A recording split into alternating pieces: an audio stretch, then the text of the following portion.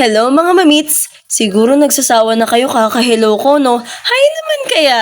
Nagluto si Mamis ng spaghetti at meron pang isa na nasa bilao.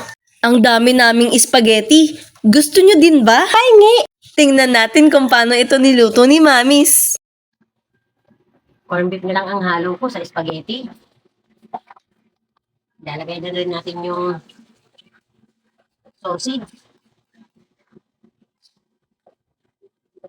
Tayo ng gatas sa spaghetti. Sarap.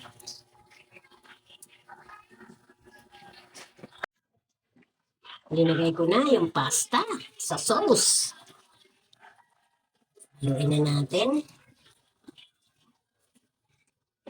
Kaya nagluto ako ngayon ng spaghetti kasi isang taon na yung anak kong nawala ngayon. Babang luksa niya na.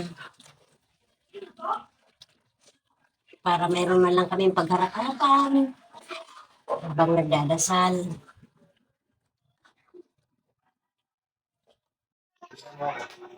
Lalagay na tayo ng cheese sa spaghetti.